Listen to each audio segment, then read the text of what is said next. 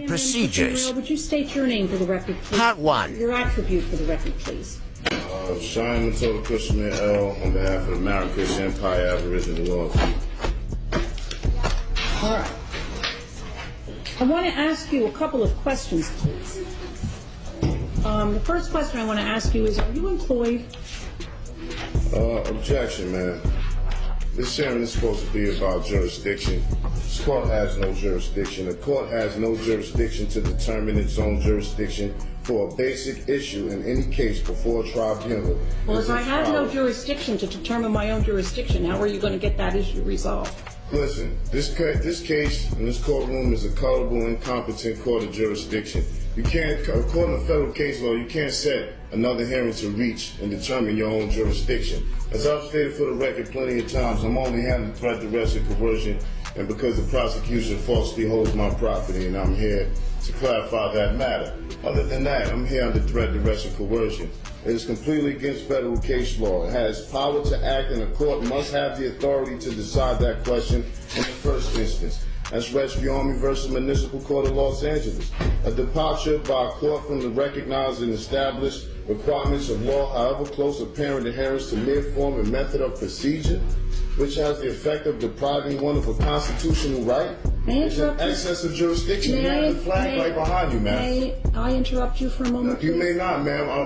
Then would you, when you're done speaking, would you let me know so that I can ask a question? I'm not obligated to answer any questions, so I have no intentions of answering any question. I'll ask it anyway, and then I'll ask it anyway, and you can decide what you want to say. Thus, where a judicial tribunal has no jurisdiction of the subject matter on which it assumes to act, its proceedings are absolutely void in the fullest sense of the term, Dillon versus Dillon.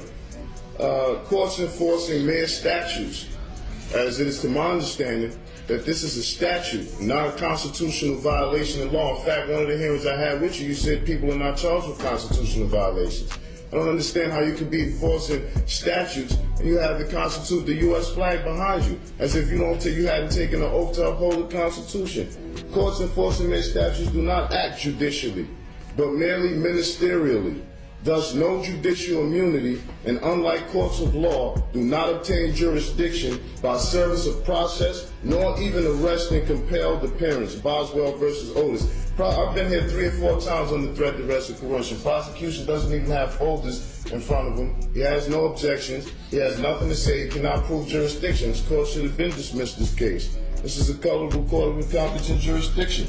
The fact that petitioner was released on a promise to appear before a magistrate for an arraignment, that fact is circumstance to be considered in determining whether the first instance there was a probable cause for the arrest. Monroe versus Popper. There is no discretion to ignore the lack of jurisdiction. Court must prove on the record all jurisdiction facts related to the jurisdiction asserted. A universal principle, as old as the law, is that proceedings of a court without jurisdiction are a nullity and its judgment therein without effect either on person or property. This case has already been put before the federal court and you will be receiving a notice of removal very shortly. This court has no jurisdiction. Prosecution can't prove jurisdiction. This case shall be dismissed, and it will. Did you file a notice of removal with the federal court? Yes, you will be receiving it shortly. All right. When I receive it, I will rule on it. This is my question to you, however. Are you employed? I'm not employed. I'm not employed with any corporations incorporated with the state of New Jersey. Are you employed with any corporation that's incorporated outside of the state of New Jersey? Objection. I'm not here to answer questions about my employment. The last time I was made aware of this was supposed to be about whether this court has jurisdiction, and clearly it doesn't. A question about employment has nothing to do with whether this court has jurisdiction, so I'm not obligated to answer those questions. No, I shall not be answering any more of those questions that are not pertaining to jurisdictional facts. Well, this is my question to you. I asked it before. If your position is that this court has no jurisdiction to determine its own jurisdiction. That's the objection, man. That is not my ruling. That is not my holding. I've given you the federal case law regarding such. Maybe you can take some time out that you need to do to recheck that, but that's what the case law says, not what I said. Well, I do have jurisdiction over you. Number one, you're here in my courtroom. Objection, ma'am. You do not have jurisdiction over me. I'm here by way of threat, duress, and coercion. The federal case law stipulates already that compelled appearance and arrest warrants doesn't give a minister acting ministerially and not judicially enforcing their statute's jurisdiction. That's incorrect and false. You do not have jurisdiction because I'm here. You've told me before when I was here that you would lock me up if I didn't come, which was threat, duress, and coercion. I think that you misstate what I told you. Objection, ma'am. I have not misstated. I have the videos. I have it on repeat 24/7. I've seen you say it. I don't recall that I said I would lock you up. Well, objection, ma'am. That's on the record. Well, you can object all that you want, sir. And I will continue to have a difference of opinion about that. And Courtroom Cheyenne procedures. Royal, would you state your name for the record, please? Part 1. Your attribute for the record, please. Cheyenne Matilda Cushman L. on behalf of the Marrakesh Empire Aboriginal Law. All right. I want to ask you a couple of questions, please. The first question I want to ask you is, are you employed? Objection, ma'am.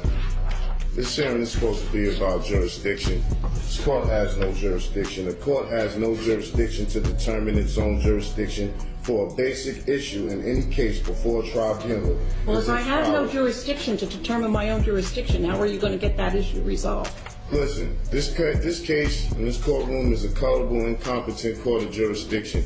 You can't, according to federal case law, you can't set another hearing to reach and determine your own jurisdiction. As I've stated for the record plenty of times, I'm only handling threat, duress, and coercion, and because the prosecution falsely holds my property, and I'm here to clarify that matter. Other than that, I'm here under threat, duress, and coercion. It is completely against federal case law. It has power to act, and the court must have the authority to decide that question in the first instance. That's Rescue versus Municipal Court of Los Angeles. A departure by a court from the recognized and established requirements of law, however close